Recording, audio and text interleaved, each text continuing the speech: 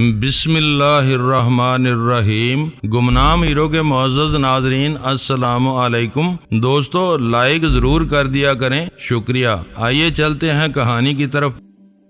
دوسری طرف رکشی سزا سے بچنے کے لیے رپوش ہو گئی تھی اور اس کا مجھ سے متنفر ہونا قدرتی امر تھا، لہذا قاسم نے اس پرخاش سے فائدہ اٹھانے کا فیصلہ کرتے ہوئے میرے خلاف رکشی کا ہوا کھڑا کر دیا۔ اس طرح وہ مجھے اس مقام پر لانا چاہتا تھا جہاں میرے ساتھ مل کر آزادی کے ساتھ ہیروئن کی تجارت میں حصہ داری کے امکانات کو عملی شکل دے سکے، لیکن اس کوشش میں بھی وہ ناکام ہی رہا۔ رکشی شروع سے میری نگاہ میں تھی، شاید اس کی کمی کا پتہ ہے میری ہی ذات تک محدود رہتا، لیکن A2 سے اس عرصے کے بارے میں جواب طلب کر بیٹھا جو میں نے اس کے خلاف لاہور میں کاروائیاں کرتے گزارا تھا، اور مجھے اس غیر حاضری کے بارے میں کافی معلومات کی بنیاد پر ایک نئی کہانی سنانا پڑ گئی جو سراسر قاسم کے خلاف تھی۔ قاسم باغی ہو گیا تھا اور اس نے رکشی کو چھپا کر اس کی رپوشی کا سوانگ رچایا ہوا تھا۔ یوں قاسم A2 کی لسٹ پر آ گیا، مگر اس نے مصلحتاً قاسم کے خلاف کوئی فیصلہ صادر نہیں کیا۔ اس کہانی کی بنیاد پر مجھے کوئی فوائد حاصل ہوئے، جن میں اہم ترین یہ تھا کہ میری غیر حاضری مشتبہ نہیں رہی تھی۔ کوئی یہ سوچ بھی نہیں سکتا تھا کہ میں نے ہی کراچی سے لاہور جا کر تنظیم کے مفادات پر کاری ضربات لگائی ہوں گی، بلکہ A2 تو کھلے الفاظ میں کہہ بیٹھا تھا کہ کہیں لاہور میں دیکھا جانے والا مشتبہ جوڑا قاسم ہی کا فرستادہ نہ ہو۔ دوسری طرف A2 کے پاس غزالہ کی تصویر موجود تھی، مگر اس نے غزالہ کی تلاش کی مہم سے قاسم کو قطعی علم رکھنے کا فیصلہ کر لیا تھا اور بس اس کی تلاش کی ذمہ داری کلی طور پر مجھے سونپ دی تھی۔ اس طرح غزالہ کو درپیش خطرات بہت محدود ہو کر رہ گئے تھے، ورنہ قاسم کے لیے اس کا کھوج نکالنا ناممکن نہ ہوتا۔ شہر میں ہیروئن کی ناجائز تجارت کو پھلتے پھولتے دیکھ کر قاسم کی نیت میں فتور آ چکا تھا، لیکن وہ اکیلا کوئی ہیر پھیر نہیں کر سکتا تھا۔ وہ مجھے پوری طرح تنظیم کا وفادار سمجھتے ہوئے میری کمزوریوں سے فائدہ اٹھانے کی فکر میں تھا۔ ادھر میں خود تنظیم کی بیخ کنی پر تلا ہوا تھا۔ شاید میرے ارادوں کو تائید غیبی ہی حاصل تھی کہ حالات تیزی سے موافق رخ اختیار کرتے جا رہے تھے۔ جب میں نے موت کے سوداگروں کے خلاف اپنے مشن کا آغاز کیا تو میں تنہا تھا، لیکن اب لاہور میں ایشین سینڈیکیٹ لمیٹڈ کے مختار عام نصیر خان جیسا آدمی میرے ہاتھ میں تھا۔ قاسم مالی مفادات کے لیے میرے ساتھ مل بیٹھنے پر آمادہ تھا۔ سکندر علی اور میٹھا خان جیسے اہم اور ضمیر فروش موہر جہنم باصل ہو چکے تھے۔ لاہور میں A2 کا ایک اہم ترین ٹھکانہ خفیہ ٹیلی فون اور اسلحہ کے ناجائز ذخیرے سمیت ہولناک آتش زنی میں تباہ ہو گیا تھا۔ میری مخبری پر آتش زنی کے سلسلے میں A2 کے وہ 2 آدمی گرفتار کر لیے گئے تھے جو لاہور میں ایشین سینڈیکیٹ کے دفتر سے واپسی پر غزالہ کے اغوا کی ناکام کوشش میں ملوث تھے۔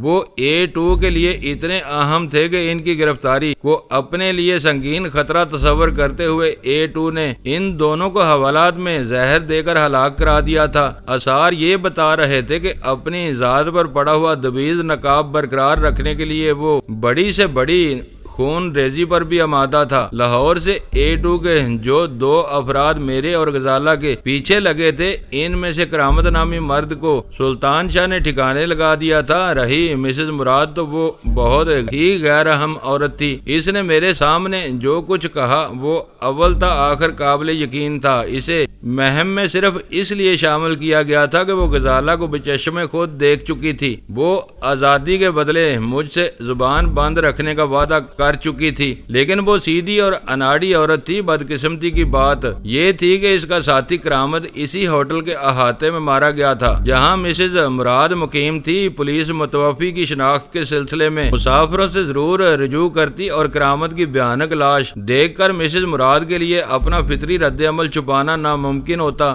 مرنے والے سے کسی تعلق کی بنا پر اس کا پولیس کی تحویل میں جانا لازمی امر تھا، اور اگر وہ کڑی باز پرس کے نتیجے میں बौखला कर सब कुछ उगल बैठती तो इसके बयान के हवाले से ये बात अखबारात में और A2 तक पहुंच सकती थी कि मुलाजमत की तलाश में एशियन सिंडिकेट लिमिटेड के दफ्तर में आने वाली लड़की और इसके 2 साथियों को इसने बचश्मे खुद कराची में देखा था। मिसेज मुराद का पुलिस की तहवील में जाना मेरे लिए मुज़र था। इसी के साथ A2 भी इस बात को हरगिज पसंद न करता कि कत्ल और इससे मुतल्लका मुश्तबा और पुरअसरार हालात के हवाले से एशियन सिंडिकेट का नाम पुलिस की तवज्जो का मरकज बने।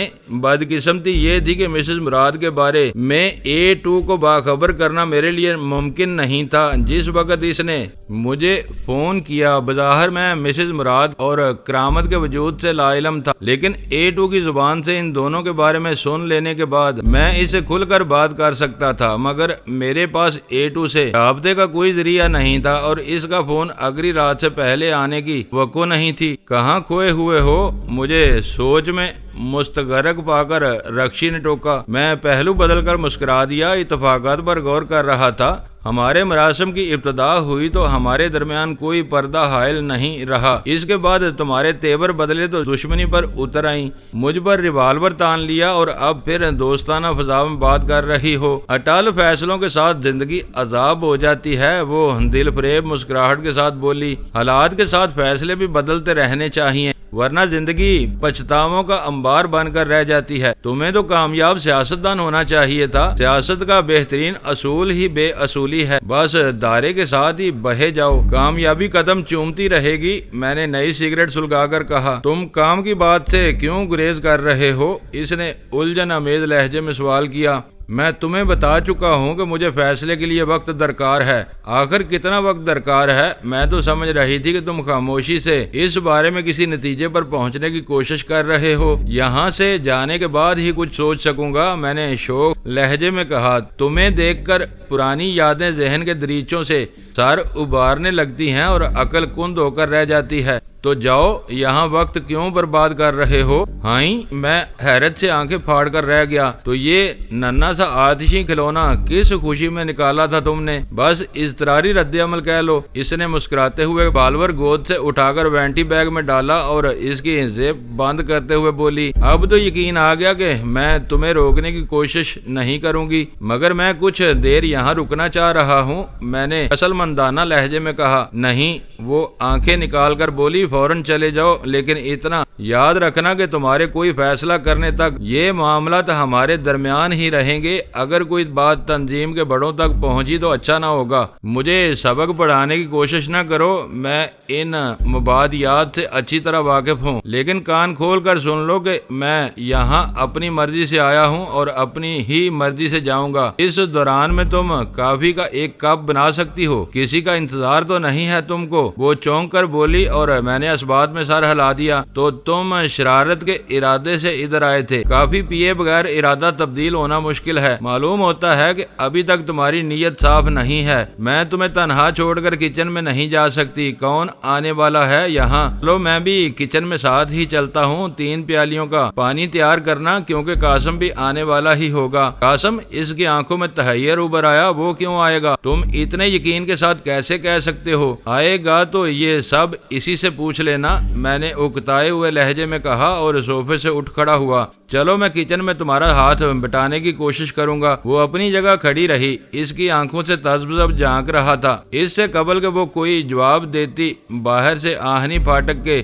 बजाय जाने की आवाज गूंजने लगी और वो चौंक पड़ी। शायद कासम पहुंच गया। मैंने जल्दी से कहा, ये पुश बेल को क्या हुआ जो दरवाजा पीटना पड़ता है? बच्चे बिला वजह तंग करते हैं, इसलिए तार निकलवा दिया है। वो जल्दी से बोली, तुम फाटक खोलोगे और मैं बरामदे से तुम पर निगाह रखूंगी। अगर आने वाला कोई और हुआ तो इसे दरवाजे ही से टाल देना। इसके खिलाफ अमल किया तो मुझसे बुरा कोई ना होगा। मुझ पर शुबा है तो तुम खुद ही देख लो, मैंने एहतजाज अमेज लहजे में कहा। चलो। वो मुझे निकासी के रास्ते की तरफ धकेलते हुए गुर्राई, क्योंकि फाटक दोबारा पीटा जाने लगा था। कमरे से निकलकर हम दोनों बरामदे में आए तो चट चट की 2 आवाजों के साथ पूरा बरामदा तारीकी में डूब गया। अब सिर्फ 2 गेट लैंप रोशन रह गए थे, जिनके गर्द आलूद शीशों ने रोशनी को फाटक तक ही महदूद किया हुआ था। ये क्या कर रही हो? मैंने पलट कर बौखलाए हुए लहजे में कहा, अंधेरे में किसी गमले से ठोकर लगी तो बेजा बाहर आ जाएगा, बत्तियां रोशन करो फौरन, जाओ। इसने मुझे पूरी कुव्वत से आगे धकेल दिया। अंधेरे के बायस मैं आने वाले की निगाहों से महफूज रहूंगी, ये तुम्हारे हक में भी बेहतर होगा। इसकी आवाज सरगोशियाना थी। आने वाले ने फिर दरवाजा पीटना शुरू कर दिया और मैं खांसता खंकारता हुआ फाटक की तरफ बढ़ गया। ठहरो भाई, दरवाजा खोल रहा हूँ, इसे उखाड़ ही न डालना। फाटक का बुलेट सरकाते ही आने वाला जू करके किसी सांड की तरह अंदर घुस आया। इसके दोनों हाथ जेब में थे। अंदर घुसते ही इसने अब दाहिना हाथ जेब से निकाला और वजनी पिस्तौल की नाल मेरी पसलियों में अड़ा दी। वो मकान इसके लिए देखा बाला था, क्योंकि इसने बाएं टांग से आहनी फाटक बंद किया और मेरी तरफ से निगाह हटाए बगैर बाएं हाथ से फाटक का बुलेट लगा दिया। गर्द आलूद शीशों में सिसकती हुई यरकान ज़दा रोशनी में चेहरे की खराशों के बावजूद मैंने इस भयानक चेहरे को पहचान लिया। वो कासम ही था और गालबन किसी के हाथों पिट कर आ रहा था। अंदर चलो, इसने मेरी पसलियों पर पिस्तौल की नाल का दबाव बढ़ाकर गुर्राते हुए कहा। आ गए हो तो अब यहाँ तुम्हारी कब्र ही बनेगी। मैं कहीं भागा नहीं जा रहा। मैंने तकलीफ और चुभन से बेचैन होकर इसका हाथ एक तरफ झटक दिया और इसके इम्कानी रद्दअमल से महफूज रहने के लिए बरामदे की तरफ चल दिया, जहाँ रक्षी ने कासम को पहचान कर रोशनी कर दी थी। वो किसी गजबनाक शिकारी कुत्ते की तरह मेरे पीछे लगा रहा और मैं रक्षी के करीब से गुजरकर ड्राइंग रूम में दाखिल हो गया। ये यहाँ क्या कर रहा है? अंदर पहुँचते ही कासम ने गजबनाक लहजे में रक्षी से सवाल किया, जो इसके करीब खड़ी हुई थी। कासम की दहकती हुई सफाक निगाहें मेरे चेहरे पर ही मरकूज थी। ये अचानक ही आया था। रक्षी इसकी हालत देखकर बुखलाई हुई थी। मैंने इससे बात की है, हो सकता है कि हमारी तजवीज कबूल कर ही ले, मगर फैसले के लिए कुछ मोहलत चाहता है। ये दोगला है, वो नफरत अमेज लहजे में बोला। इस पर एतमाद नहीं किया जा सकता। फिर वो मुझसे मुखातब हो गया। A2 को इस मकान का पता किसने दिया था? मेरे अलावा कौन दे सकता है? मैंने पुरसकून लहजे में कहा। मेरी यहाँ मौजूदगी ही इस सवाल का मस्कत जवाब है। इसे उकसाकर खुद यहाँ क्यों दौड़े चले आए? रक्षी के तहफ़्फ़ुज़ के लिए, मैंने मक्काराना मुस्कुराहट के साथ कहा। मुझे डर था कि A2 की खुशनुदी के लिए कहीं तुम इसे हलाक ही न कर बैठो। मैं सिर्फ इस सर्द जंग का खात्मा चाहता हूँ जो मेरे और तुम्हारे दरमियान छिड़ी हुई है। मैं कहीं भागा नहीं जा रहा। आराम से बैठकर बात करो। तुम्हारी हालत खासी अबतर दिखाई दे रही है। A2 को तुमने क्या बताया था? यही कि रक्षी इस मकान में रपोश है। मैंने बिला तामल जवाब दिया। रपोशी का पस मंजर तो जरूर बताया होगा तुमने। जरूरत ही पेश नहीं आई। वो मुख्तसर और काम की बात सुनना चाहता था। पस मंजर से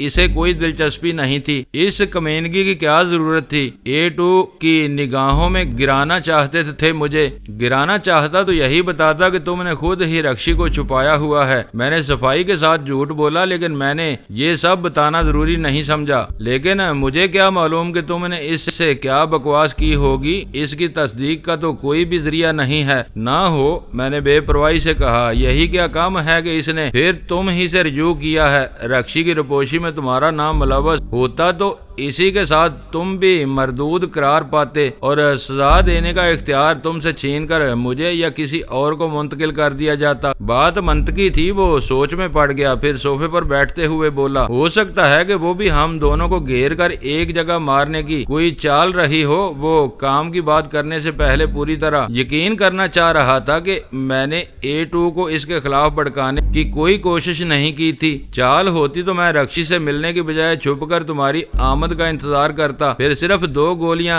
तुम दोनों को सुलाने के लिए काफी होती। मगर मैं यहाँ खाली हाथ आया हूँ। रक्षी मेरी तलाशी ले चुकी है, लेकिन वो खाली हाथ तो नहीं था जिसने तुम्हारी कार में इस वक्त मेरा ताक़ुब करने की कोशिश की थी। जब तुम मुझ पर मसनूई कातलाना हमला करा के खौफजदा करने की कोशिश कर सकते हो, तो मुझे किसने रोका है कि तुम पर सरेआम गोलियां बरसवाने की कोशिश ना करूं? तुम्हारे मुसल्लह आदमी अक्सर मेरा पीछा करते रहे हैं। मैंने तो कभी इस पर बरहमी जाहिर नहीं की।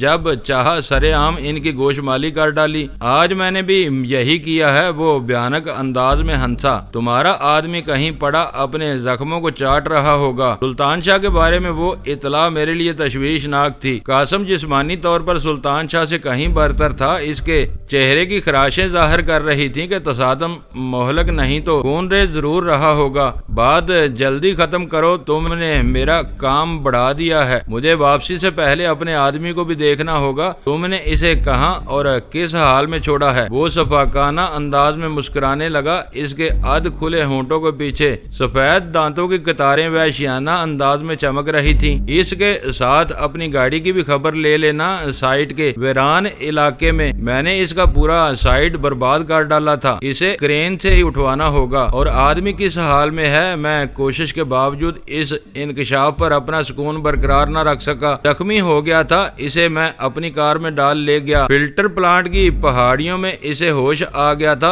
وہ مجھ پر حملہ کر بیٹھا اور میں نے وہیں نیچے گھسیٹ کر اسے ادھیڑ ڈالا۔ اپنے تشدد کی تفصیل بتاتے ہوئے اس کی آنکھیں یوں چمک رہی تھیں جیسے کسی بچے کی آنکھیں اپنے پسندیدہ کارنامے کی انجام دہی پر دمک اٹھتی ہیں۔ لیکن اس نے بھی تمہیں معاف نہیں کیا۔ میں اس کے چہرے کی طرف اشارہ کرتے ہوئے بولا، جو ہو گیا سو ہو گیا، اب یہ سلسلہ بند ہونا چاہیے۔ رکشی نے دخل اندازی کر کے موضوع وہیں ختم کر دیا۔ پھر قاسم سے بولی، یہ جانے کی تیاری کر رہا تھا کہ تم آ گئے، اب کیا کہتے ہو؟ کیا طے ہوا؟ اس نے سوال کیا اور رکشی اسے میری اور اپنی گفتگو سے آگاہ کرنے لگی۔ لیکن جانے سے پہلے یہ سن لو کہ اس پتے پر رکشی تمہیں نہیں مل سکی۔ رکشی کے خاموش ہونے پر قاسم مجھ سے مخاطب ہوا، اب تم اس معاملے کو بھول جاؤ گے، ساری بات مجھ پر آ جائے گی۔ A2 کا سوال یہی ہوگا کہ میں نے اسے غلط اطلاع کیوں دی؟ تمہاری اطلاع درست تھی، تم اسی پر مصر رہو گے۔ رکشی کسی پنجرے کی قیدی نہیں تھی،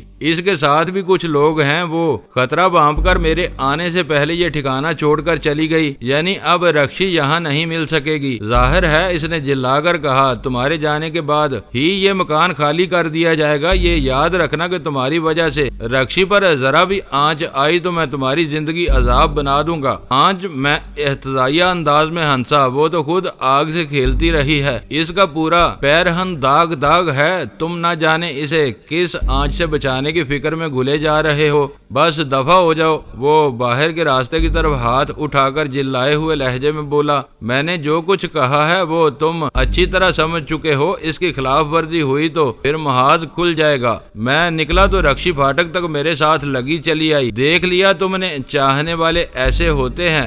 برآمدے میں آ کر اس نے فخر امیز سرگوشیانہ لہجے میں کہا، چاہت ہی نہیں خلش بھی ہے اس کے دل میں۔ میں نے آہستگی سے کہا، ایسا نہ ہوتا تو میرے طنز پر جلا نہ جاتا۔ اس سے قبل کہ وہ جواب دیتی میں پھاٹک کی ذیلی کھڑکی کھول کر باہر گلی میں نکل گیا۔ اس مکان کی دیوار کے ساتھ ہی قاسم کی کار کھڑی ہوئی تھی، جس کا بایاں حصہ بری طرح پچکا ہوا تھا۔ اس سے یہ قیاس کرنا دشوار نہیں تھا کہ اس نے سلطان شاہ کو بری طرح سائیڈ مار کر کار کو الٹنے کی بھرپور کوشش کی تھی۔ میری کار تصادم میں اس بری طرح تباہ ہوئی تھی کہ مرمت کے باوجود اس کو اصلی حالت میں واپس لانا ناممکنات میں سے نظر آ رہا تھا۔ اس طرف سے مایوسی کے بعد میں پیدل ہو گیا تھا اور گھر میں نقد رقم موجود ہونے کے باوجود اتنی رات گئے دوسری کار خریدنا ناممکن تھا۔ سلطان شاہ کو فلٹر پلانٹ کی پہاڑیوں سے لانے کے لیے اول تو کوئی ٹیکسی ڈرائیور راضی نہ ہوتا اور کسی کو زائد کرائے کا لالچ دے کر آمادہ کر بھی لیا جاتا تو اس سے یہ خطرہ لاحق رہتا کہ سلطان شاہ کی حالت دیکھ کر کہیں وہ پولیس کو اطلاع نہ کر دے۔ ان حالات میں نہ چاہتے ہوئے بھی میں جیوا ہاؤس کا رخ کرنے پر مجبور ہو گیا، کیونکہ وہاں گیراج میں ہمیشہ ایک کار موجود رہتی تھی جسے اہم مواقع پر شاذ و نادر ہی استعمال کیا جاتا تھا۔ جیوا ہاؤس ان دنوں مال کی وصولیابی کے علاوہ کسی اور مصرف میں نہیں تھا، لہذا وہاں کے در و دیوار سے عجیب سی ویرانی ٹپک رہی تھی۔ محافظوں نے نہایت سپاٹ سنگی چہروں کے ساتھ میرا استقبال کیا۔ انہی میں سے ایک نے مجھے بتایا کہ 3 نمبر کمرے میں داخلے کے بارے میں مجھے استثنا حاصل ہو چکا تھا۔ میں حسب خواہش کسی بھی وقت اس ممنوعہ کمرے میں داخل ہو سکتا تھا، لیکن میرے لیے میری ہی جانب سے جاری ہونے والی وہ ہدایت جو محافظ نے سنائی بے سود ہو چکی تھی۔ مٹھا خان کی خودکشی کے بعد MT-300 کا استعمال ترک کیا جا چکا تھا، جس کے بعد 3 نمبر کا ہونا یا نہ ہونا برابر تھا۔ میں جیوا ہاؤس سے کار لے کر سیدھا فلٹر پلانٹ کی ویران پہاڑیوں میں جا پہنچا۔ سڑک سے اتر کر چند سو گز بعد راستہ کار کے لیے دشوار گزار تھا، لیکن میں کار کی خرابی کا خطرہ مول لے کر بڑھتا ہی رہا۔ آخر کار 2 ٹیلوں کے درمیان مجھے زمین پر ایک ڈھیر سا پڑا ہوا نظر آ ہی گیا، جس کے گرد آوارہ کتوں کا ایک گول جمع تھا۔ انجن کی آواز اور ہیڈ لائٹس کی روشنی میں سلطان شاہ کے زخموں سے لہو چاٹتے ہوئے آوارہ کتے بھونکتے ہوئے وہاں سے بھاگ لیے اور میں نے قریب پہنچ کر کار کا انجن بند کر دیا۔ ہیڈ لیمپس کی تیز روشنی میں سلطان شاہ پتھریلی زمین پر بے ہوش پڑا ہوا تھا۔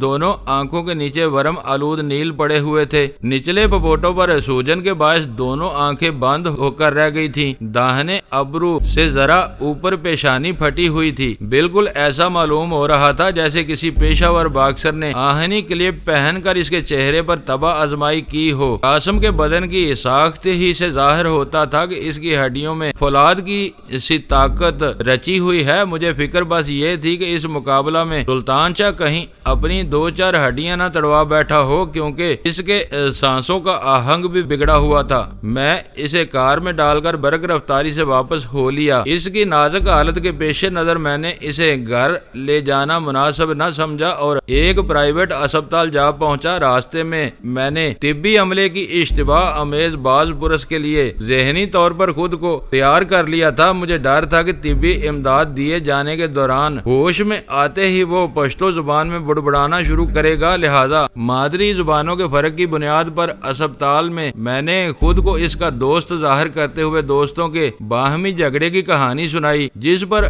عملے نے پولیس سے رجوع کرنے کی بات چھیڑ دی۔ اسی اثناء میں کسی نرس سے اطلاع پا کر اسپتال کا سیٹ نما مالک سفید گاؤن پہنے آ موجود ہوا۔ اس کے سامنے میں نے بہترین طبی امداد کے عوض فراخ دلانہ اخراجات کا ذکر چھیڑا تو اس بیچارے کے رگو پے میں انسانی ہمدردی کا لاوا کھولنے لگا۔ یوں انسانی جان کو ضابطوں پر ترجیح دیتے ہوئے فوری طور پر دیکھ بھال کا سلسلہ شروع کر دیا گیا۔ سلطان شاہ کو پہلا گھنٹہ گزرنے سے پہلے ہی ہوش آ گیا۔ ورم سے بنچے ہوئے پپوٹوں کی درمیانی جوریوں سے مجھے اپنے قریب دیکھ کر اس نے مسکرانا چاہا، لیکن پھٹے ہوئے ہونٹوں نے اسے روک دیا۔ وہ لوگ اسے اسپتال میں داخل کرنے پر مصر تھے، کیونکہ بدقسمتی سے اس وسیع عمارت میں مریضوں کی آبادی کم ہی نظر آ رہی تھی۔ دوسری طرف ضابطوں کے حوالے سے عملے نے میری استطاعت کا اندازہ لگا لیا تھا، لہٰذا وہ سلطان شاہ کو زیادہ سے زیادہ سہولتیں فراہم کرنے کے در پہ ہو گئے تھے، لیکن اس کی جملہ ہڈیوں کی سلامتی کی اطلاع پانے کے بعد میں اسے ساتھ لے جانے پر اڑ گیا اور آخر کار 3,500 روپے کی ادائیگی کے بعد اسے چھٹی مل ہی گئی۔ تمہاری کار تباہ ہو گئی۔ اسپتال سے روانہ ہونے کے بعد وہ بگڑی ہوئی آواز میں بڑبڑایا۔ زخموں کے باعث اس کے لیے صحیح تلفظ ادا کرنا بھی ممکن نہیں رہا تھا۔ سب کچھ بھول جاؤ، تمہیں آرام کی ضرورت ہے۔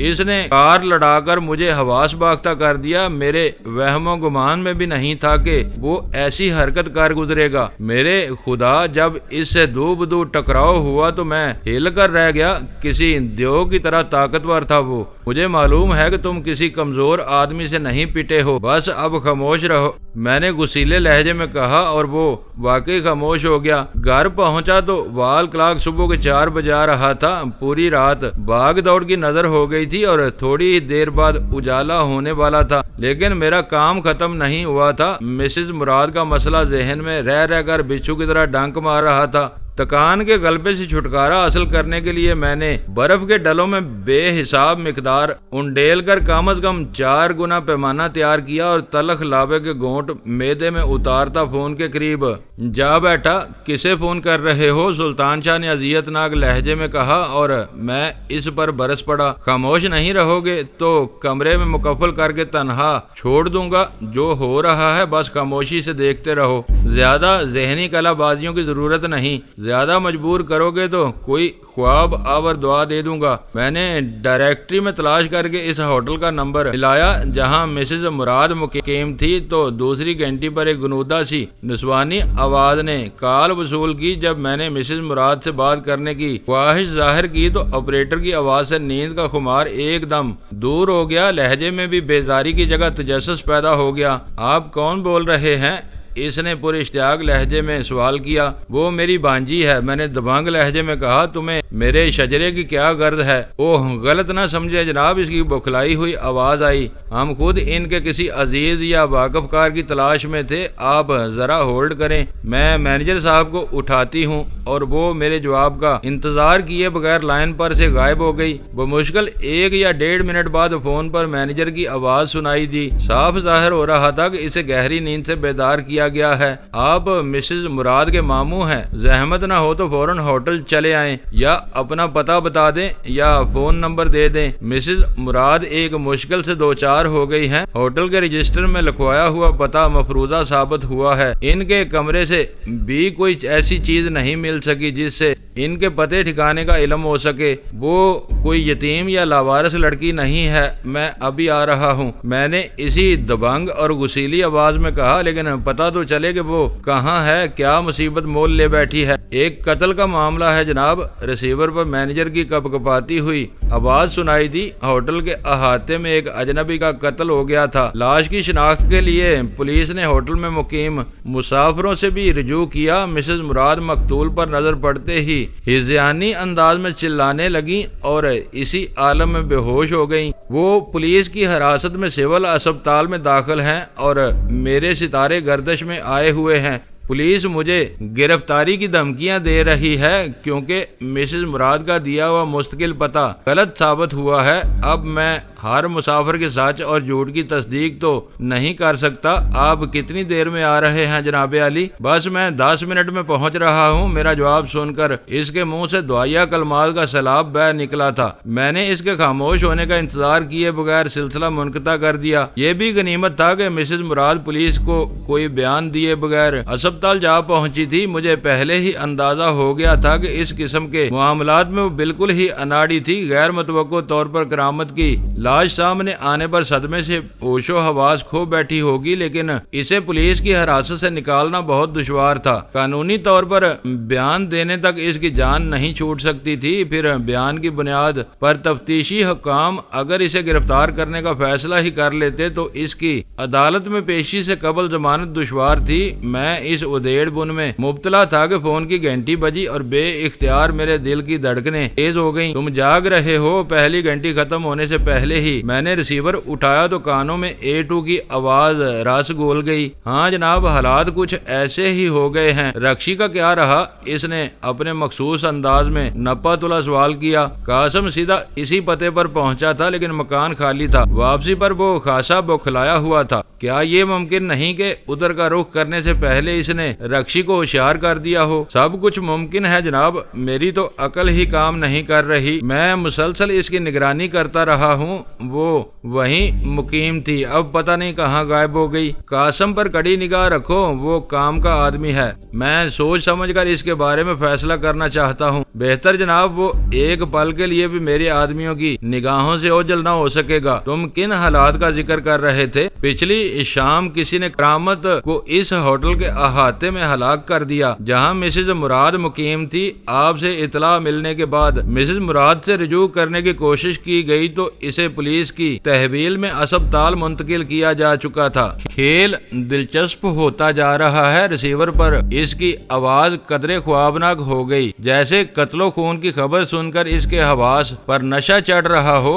ذرا تفصیل تو بتا ڈالو۔ میں نے مختصر ترین الفاظ میں اپنی معلومات کا نچوڑ اس کو سنا دیا۔ اس وقت کیا حال ہے اس کا؟ چند ثانیوں کے توقف کے بعد اس نے سوال کیا۔ بیان دینے کے قابل نہیں ہو سکی ہے، میں نے اندازے کی بنا پر اعتماد سے کہہ ڈالا۔ وہ بہت کم جانتی ہے، لیکن جو کچھ جانتی ہے اس کا افشا ہماری کاروباری ساکھ کی تباہی کے لیے کافی ہوگا۔ اگر اسے پولیس کی تحویل سے نکالنا ناممکن ہے تو اسے اسپتال ہی میں ختم ہو جانا چاہیے۔